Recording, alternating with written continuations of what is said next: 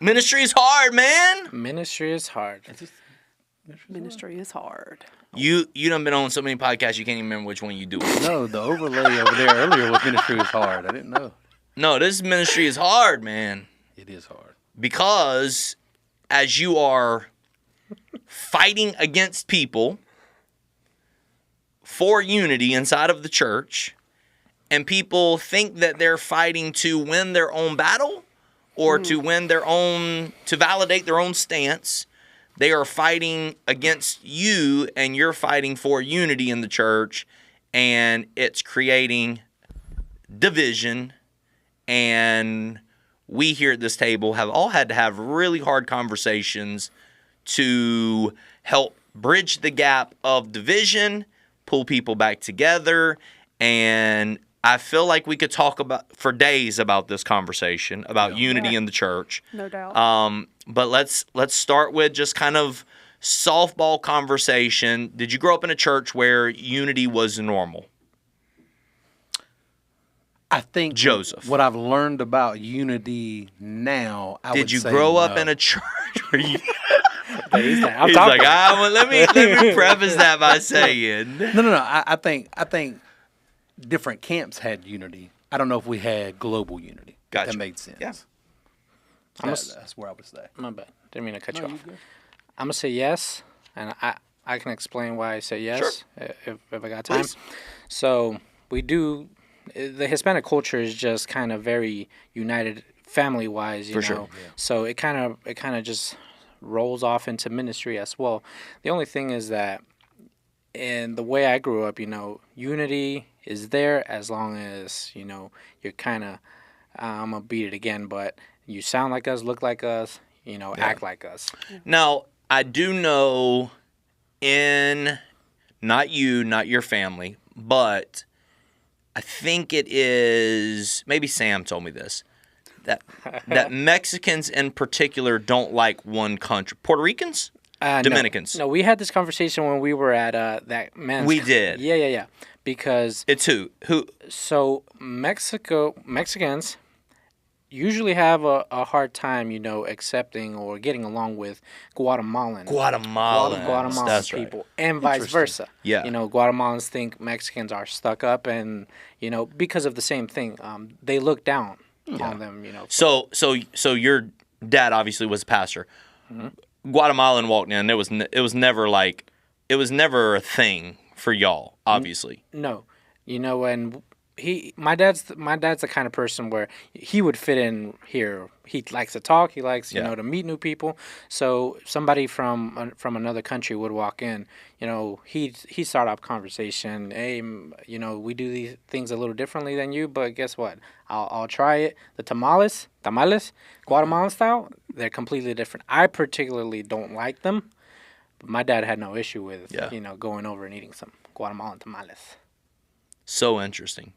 Mm-hmm. So whenever you see cultural, racial battles around here, maybe, do you look at them and say, oh, this is kind of like Mexican versus Guatemalans, or is this like, y'all are being idiots, stop acting like that? No. It's the same thing. And I know in the country that, you know, we are blessed to live in, there are conversations about, you know, race, ethnicity, all that kind of stuff. But what a lot of, you know, you guys don't understand or know, in Mexico, they're exactly the same way towards lower class people that come from the country. So therefore, sometimes in conversation, jokes, it'll bleed right through, you know. Yeah. Oh, you're from El Salvador, you're from Honduras, you're from Guatemala, you know, you make the jokes. Oh, you don't eat chicken, you know, like us, etc. But they don't eat chicken. Why? Like can't afford chicken? No. It's just. I'm about to say I ate chicken in El Salvador. They don't. They're not Guatemalans. They're not big on chicken for some reason. That's so interesting because I do think, I agree with you. I do think that we in America have a warped view of what the rest of the world actually is doing or operating in or facing. And I don't think we understand that some of our humanity that is attached to division is the same humanity that's attached to division all over the world. Yeah. And so if you go to, Africa right now, there's division in Africa right now. If you go to, there's European countries, division, Ukraine, Russia, there's division. And this is not something that's just a black-white thing. This is something that's a humanity heart issue of has to be, and I say black-white thing. I mean, this versus this thing. Yeah. Something that's a heart issue that has to be sacrificed on the cross. And it has to be something where you get to the place to where you say, Christ died for, if you have those prejudices in your heart, if you are, Honduran and you don't like El Salvadorians or whatever, and you have those prejudices in your heart, you have to sacrifice those things on the cross and say Christ died for everybody. Yeah. And if I'm going to live for him, then, I'm one of my favorite things to talk about is both New Testament and Old Testament talk about how we came from one bloodline. Yeah. And it's like, okay, so what? However the people of the world got to wherever they are, if you trace us back to the start, every single one of us, New Testament and Old Testament, both say we all came from one bloodline. Yeah. And so however we got to where we are and however our cultures changed through the years and however our, skin colors changed through the years, things of that nature, doesn't matter. You trace us all back. We all came from one. Yeah. And before we continue, I want to rectify myself because somebody will comment. Not the chickens. They love chicken. They don't like pork. Sorry. Pork, gotcha. I feel like somebody's going to text. That dude don't know what he's talking about. But yeah. And I got to live it in person. I was in Mexico February of last year, and there were a lot of immigrants from Central American countries, and you see the way that they are treated. And I have seen part of it here in the States. Yeah. So you go over there and you're like, man, that's crazy. But immigrants from Guatemala, there was a lot of Colombian, Venezuelan people. Safety, is that the reason when they're just leaving their country and trying to get to the United States, and Mexico is the pass through, but Mexico is just, bad with immigrants coming in. Really? Same, belittling them and not giving them. It's so wild. It really is wild. This is wild. This is a wild conversation because we don't have a perspective in the room like you very often. Yeah. In any room. I'm saying not our rooms, like any room, somebody like you that has the perspective of this is humanity. Humanity, reality. This is a heart issue. Mm-hmm. I remember when Kyle Russell was traveling the world and he talked about one of the big things then was, LGBTQ stuff, and Kyle Russell said, I wish any of these people that complained about this country would just go travel with me. Yeah. Just go get on a plane and fly to Turkey with me to check out this kid playing soccer in Turkey. Mm. Listen, I loved it. I remember you asked me, how was the trip? And Betty was like, Pastor, you won't believe it, but Irvin didn't want to come back. Yeah. I didn't want to come back, because of the whole vacation, the tours kind of feel, but obviously, I can't leave where I'm at right now. But what do you mean right now? No, I'm just kidding. What I mean is where I am. Yeah. Noted.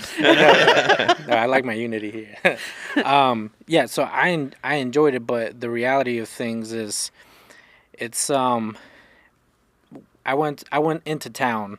Betty's family lives in the same city, but it took us an hour and a half to get from middle of town to their house because you have to take different, transportation modes, and then you see different styles of people absorbing the culture, and you see all the differences that you think are only here, only amongst us, but the entire world lives the same way. Like you're saying, we all put judgment on somebody that we don't agree upon, and everybody is right in their own heads. So interesting. Yeah. And you grew up in a church that was unified? They tried. They tried. It was small town. Yeah. Small town, and just people running everything through a small town filter. And probably able to, as we were children, to hide it very well. Yes.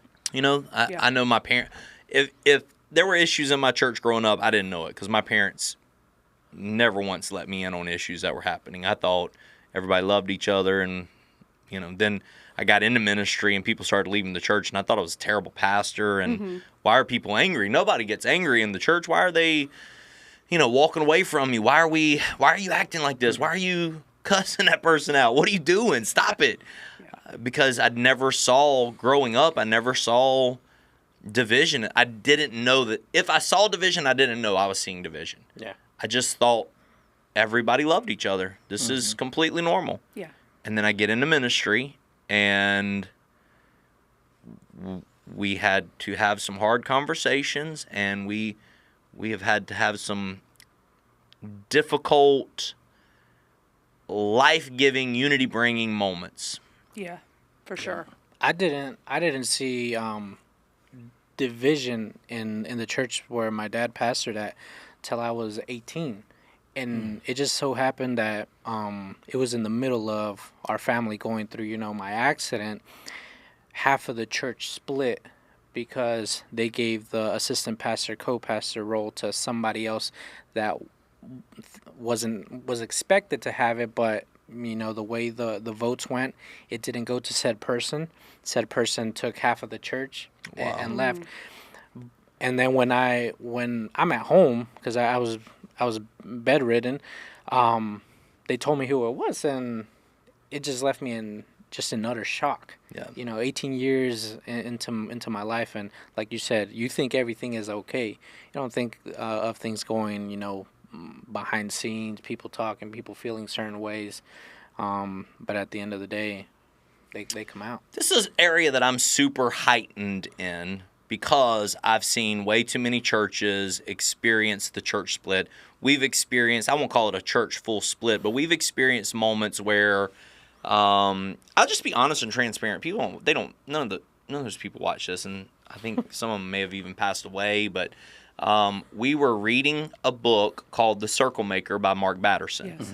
Phenomenal book. It's about prayer. The concept of the book is this guy drew a circle around himself and said, God, I'm not leaving this circle until you send rain. And all of a sudden, and he was in the circle for like 3 days, and all of a sudden it started raining, and the town people came and said, oh my goodness, congratulations, you know, it's raining, man, God did it. And he said, this is not the rain I'm praying for. And it wasn't until, like, you know, a pouring rain that actually washed away the circle that gave him the freedom to leave the moment. And the concept was, draw a circle around things in your life and say, I'm praying specifically for this, God. And so it's a book about prayer. It talks about praying for your family, praying for your community, different things that you're drawing specific circles around. Anyways, long story short, a small group that was meeting inside of our church, good group of people. They were awesome and amazing. Somebody gave them this mindset that circles were witchcraft. And I don't even know where I've never heard that before in my life. Y'all were saying, like, yeah, I've seen that, but circles are witchcraft. And so the Circle Maker book, obviously I'm teaching witchcraft, to which I'm going to say the Sunday before Easter Sunday or the Sunday after Easter Sunday. I can't remember exactly. Maybe it was the Sunday after Easter Sunday. Maybe we had this huge crowd Easter Sunday, and then the next Sunday, like 60 people left the church and went 300 yards down the road and started a church and did everything they could.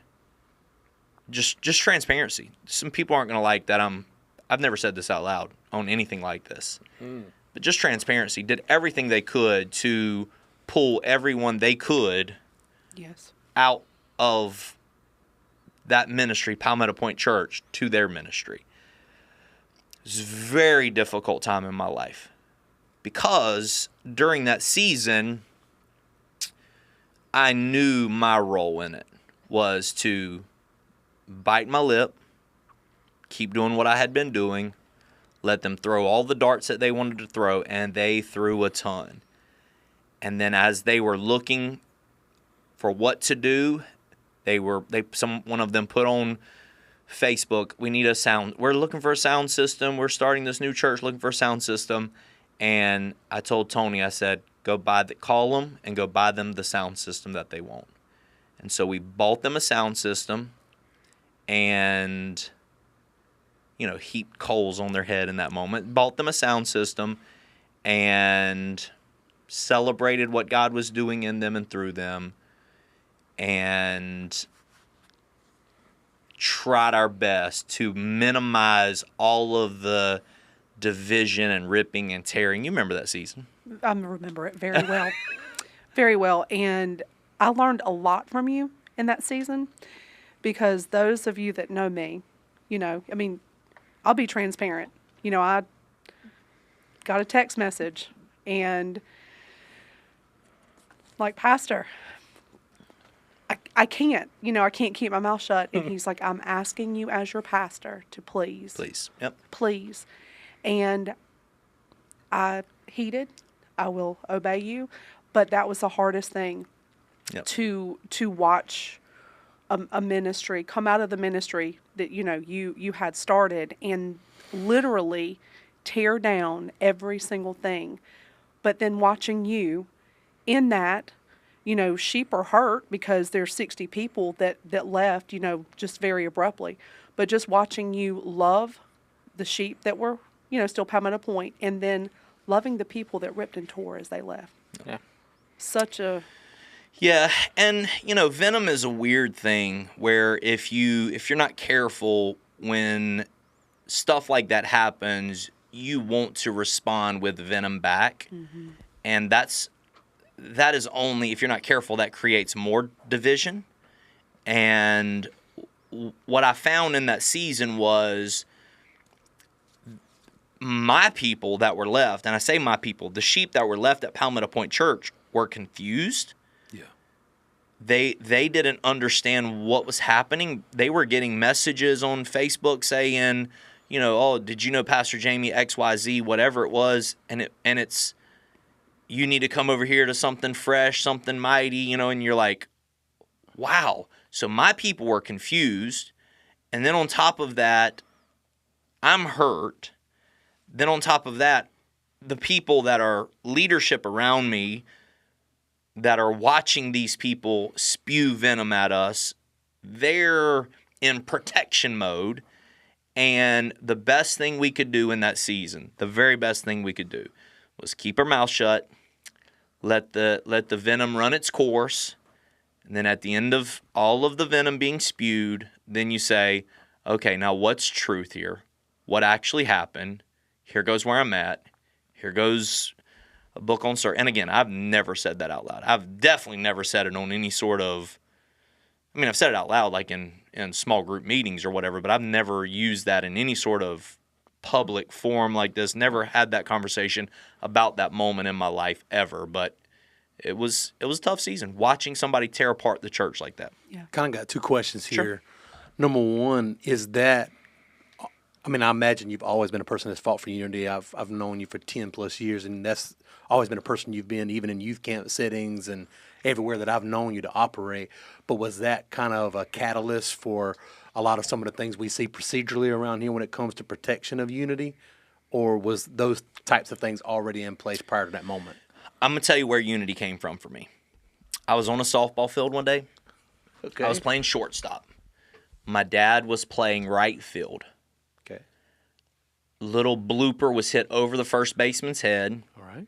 That everybody, my dad, thought was a foul ball. My dad's playing right field. Umpire calls it fair, and I lose it on my dad. Mm-hmm. Ron, what are you doing? Lose it out on the softball field. And he came into the dugout after the inning, and he said, son, I love you. I'm just out here playing softball to spend time with you. I'm not going to get talked to like that. If this is what our relationship's going to turn to, I'm done. And I don't know that I wept in the moment, but I've definitely wept about it since and apologized to my dad and said, I don't want to just create tension for no reason whatsoever. So, like, I went from being the guy on any field that was yelling, screaming, losing my mind, to being the guy that y'all saw me in Olympics. You know, I'm fighting for unity even inside of Olympics. Yeah. Because for me, I've seen what one little moment of discord can create inside of people. I will say that moment probably, not my dad moment, but this moment here with the circle maker probably was the moment that I went, okay, we need to really think through how to protect our church. And it's not about, that was the moment where I said, it's not about growing a church. We got to get healthy. Okay. That small group wasn't healthy. Some of the people that came, you know, that there was another ministry in town. They had some issues. Some people came from that ministry. That group wasn't healthy. There was some warning signs leading up to that moment. Gotcha. So then we walk away from that moment and we go, okay, we need to read the tea leaves better. We need to make sure that when we see things that are unhealthy, we then have hard conversations. And so we did. And so we started having hard conversations with people. So that kind of leads into my second point. So if I hear, Angie's in the room, who is one of our protectors, our armor bearer, you know what I mean? That way I know the role Irvin holds, the role I hold now in the church of trying to fight to protect unity. A lot of our conversations outside the day-to-day is around protecting unity. So with that being the case, hearing how you just heaped love on this situation to go as far as buy my sound system and do the things that you did, how do you now identify the difference in the time that I need to do moments like that and to love people in an extreme way despite it, and times that we can kind of pull out the swords and cut this off and be more protective? Yeah, I think the sword is something that probably it's that person's decision if they get the sword pulled out on them. If they're not repentive for what they've done, they probably need it. And I say a sword, like a yeah, it was just an analogy for me. Yeah, they probably need a harsher conversation because they don't even understand what they've done. right. I've had conversations with people inside of ministry that cannot imagine anything going wrong in this situation. Right. And I'm like, let me tell you what I see happening here. Mm-hmm. Campus stuff where I'm going, let me tell you what I see here. Mm-hmm. I know you see this. You've got the best of intentions. You see through rose-colored glasses. Let me tell you what I see here. Let me tell you why I see what I see. Because of all of the years of doing what I've done and seeing what I've seen has brought me to the place to where, there's almost like a default setting for people to divide. Like division, one of the 7 things God hates. My dad used to tell me this all the time growing up. One of the 7 things God hates, one who sows discord amongst the brethren. Yeah. And I refuse to allow somebody in this ministry, as far as I can. Now, I know it happens. But as far as I know, when it gets to my ears, from the time we were a small church to last week, when it gets to my ears, we going, I'm sorry, who said that? Well, let's go have a conversation with them. Because we're not doing the gossip, the backbiting. We're not doing these sorts of things inside of our church. We're going to chase that down.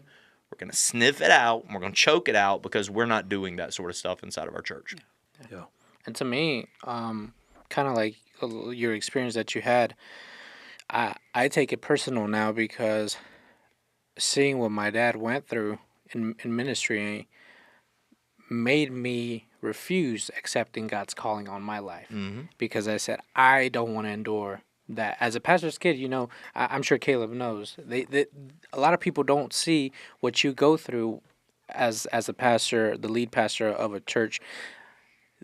Even us as kids don't, as the children don't see everything because you try to hide it from them. But even though I didn't find out from my parents, when church split back home, it affected me And for the longest time, even though word had already been spoken into my life that had been separated for his work, I was like, I'm not doing that. Yeah. You know, and for years I lived running away from in essence what I could have been, you know, serving him fully for a long time, and I don't want to do that for Agreed. someone else. You know? Full circle moment. That same ministry that left convinced our Hispanic ministry, named Punto de Gracia, Yeah. convinced them to leave with them. Stop. And they started doing ministry with that group of people because they would give Punto de Gracia a sign out front. So literally the name that I gave to our Hispanic ministry up and walked out of the door with our entire Hispanic congregation. Yeah. Which means point of grace. Right. Yeah. Seriously. So Literally. So I'll say a couple of years later, maybe not even. I'll say a couple years later. During that process, some things maybe weren't what they thought or what was said to be, and so they came back and said, "I'm sorry, please forgive me. Can we come back home?" And I said, "Of course. Come on home." And honestly, So stupid, ain't I? it God, what an idiot. No, not at all. It's a beautiful thing, you know. It's one of those things where the hard knocks, ministry's hard, right? The hard things that you've been through, you are allowing us to see such love and grace through you. You know, through the hurts and all of those things, and you pouring out. But then we sit back because, you know, man, I'm like Peter. I want to cut an ear off. No doubt. You know, No doubt. and I know that I drive you crazy with it, and it's out of love and protection because of everything that I've seen you go through and the things that I have, and I can only imagine.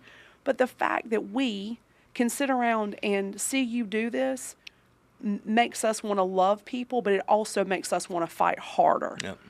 For sure. listen, from what you say, I remember going through LD. We had a week, coaching week. Mm-hmm. You know, for anybody that hasn't done, LD coaching week, you ask us for our input of how we can make the ministry better. Yeah. And I was, maybe about a year from the church I had left, and I'm sitting in the room quiet, because to me, I'm. This is the best thing ever. Yeah. I think is what you told me afterwards. Yeah. There's nothing I would change. This thing's Yeah. amazing. So I'm sitting and I'm hearing, all the feedback from the class, and then me, I'm just like, what are y'all talking about? Yeah. My wife, she was upset. She got in the car and she started crying of how furious she was. She's like, man, people don't understand how good it is, to have a leadership in a church where you fight for the unity, and all I can do at this point is, add myself to the fight and be like, we're gonna push for this, Yes. the way that you do, because it starts here. That's right. What happens all over this house, across every single one of our campuses, starts every single week here. Mm-hmm. So I have taken that, and many messages that you send, charging the hill. That's what I want to do. That's right. Yeah. Because of what I see, because of what I've experienced personally, as a congregation, it's just the fight that I take personally as well, and double-sided, because I'm also a little brown, in the flesh. And listen, I've been in a unique side of this where, kind of two things here, kind of going back real quick. I think we've all heard this. I think it makes us appreciate your rallying cry of always leave well. Yes. Mm-hmm. Always Yes. leave well. Always leave Yes. We're all going to leave at some point in some capacity. That's right. But when you do it, do so well, because you'll never know what you may have to return to or come back to, and that's just wise advice. But I will say, as someone who's had a unique perspective of, I've been in youth camp rooms where I have seen you be the butt of jokes and participated and laughed or whatever. Nothing like malicious, Yeah. but seeing those things of, he's so hard, he's so whatever. So now on the flip side of that, being here 3 years and realizing what we have here and what we have in you as a leader and as a spiritual father, to then walk into other situations and be like, oh, I know that the slave driver's got you, whatever. It literally, I'm done with the conversation. I'm I'm moving on. I'm done. Whatever. Because to his point, now I want to protect what I have. Yep. Because you don't get to say that. You don't know that man. Mm-hmm. You don't know the situation, and it makes some other not so righteous thoughts come up that you want to say, and you're like, but almost like the moment when Christ is on the cross, forgive them. They don't know what they're doing. Yeah. Yeah. They don't have a clue. They're ignorant. You know. They don't have a clue. Yeah. They don't have a clue what you have to. I don't mean this arrogantly, but to get to where we have gotten to took a fight that not many people are able to have. Oh, I agree. And we have had to fight to get to where we are. And I don't want stupidity to stop us from going to where God has intended for us to go. Yeah. And honestly, man, even inside of those rooms, as you're fighting for unity inside of the church, you're not careful, because I've seen it happen. You know, you're not careful. You're inside of those rooms and people are laughing and, you know, making jokes about this ministry and how, you know, oh, pastor makes you sign a NDA. I don't make people sign NDAs. You know, some of the things that people say about me are just wild, you know, but as you're in those rooms, the unity that you're fighting for is not only I'm protecting that guy, but this guy here who's not even connected to this ministry, I'm protecting his ears, because one day he may be connected to this ministry. Yeah. He may be a Joseph Norris that's on the backside of a mountain that's begging for God to, you know, send somebody his way, and I'm protecting his ears so that when he walks in, he doesn't have jaded eyes to what's happening here and think, oh, you know, I could never take that step and work for that man. No, man, this is amazing what God has done here and what he is doing here. Yes. Yep. So cool. Well, I mean, listen, nobody's going to watch this of my past life either, but I've been told, you know, I've come to not the devil's house, but Yeah. just a place where I wasn't going to, you know, grow spiritually, somewhere where Christ was not here, you know, from where we came from. And people, you know, with that mindset in leadership is just, it makes it hard, and it makes me feel bad, you know, and for the people that stayed. By no means, we were accused of trying to sow division in the congregation, and we said, for there to be no division, we will just remove ourselves from the equation, you know, and we left well, you know, we had conversations that we needed to have, and we parted ways. We were brought to a place where, you know, God has blessed us spiritually, you know, emotionally, all areas of our life, but people will still say the same things about where we have come, even though they haven't had a, you know, a conversation with you, with, you know, the staff of the church. They haven't attended a service, but they will say what they have to say, you know, just because. I've had this past week, I've had one friend call me and say, "Boy, I heard you didn't believe in the Holy Spirit." LOL, you know, and started laughing. LOL, ha ha ha. And I said, "Who told you that?" "Oh, we were having some conversation today, and they, you know, Jamie's preaching a Pentecost series, and he don't even believe in the Holy Ghost." You know, I had one guy who told somebody about me that he'd rather have a small church of, a small house of the Lord, a small flock of sheep in a house of the Lord, than a bunch of clowns in a circus. And I said, well, And that's the stuff I'm glad I don't hear. And they know nothing about us. nothing about us. The perception is, you know, there's no way that guy, these guys, this team, this whatever. The perception is, and we're idiots, man. God is good. He's so gracious.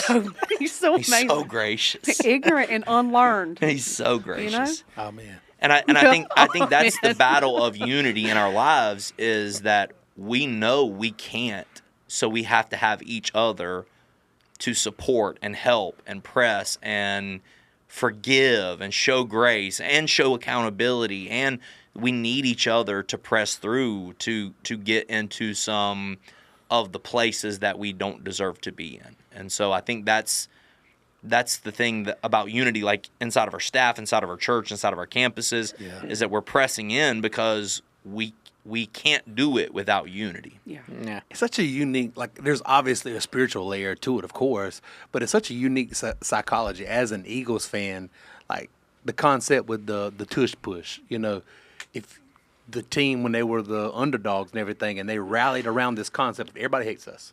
Everybody hates us. We're wearing the dog mask in the game or whatever. You don't like tush push? Okay, we're going to sit on the goal line and we're going to do it 5 times in a row and make you stop it. You know, there's this thing where as a team we rally around it. It just so happens that we get to rally around behind the greatest message ever in the gospel of Jesus Christ. But then there's also this human element of when you hear these things, like to hear those comments that were made this week, just like, yeah, okay, all right, noted, appreciate it, thank you, you know? No doubt. Why don't we do this? Let's talk about some hard conversations that we've had to have.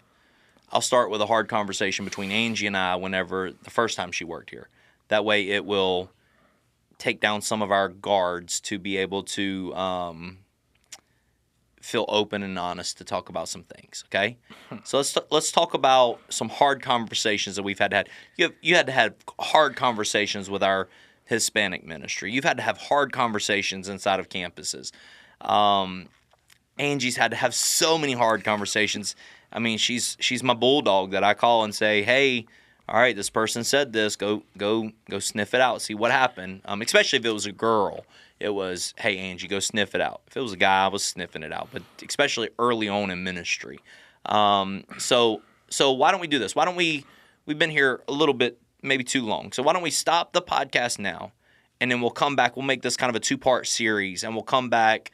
Caleb can clip it here, and we'll come back for part 2 next week at this time. Sound good? Sounds like a plan. All right. I'll see y'all next week. Peace out. Peace.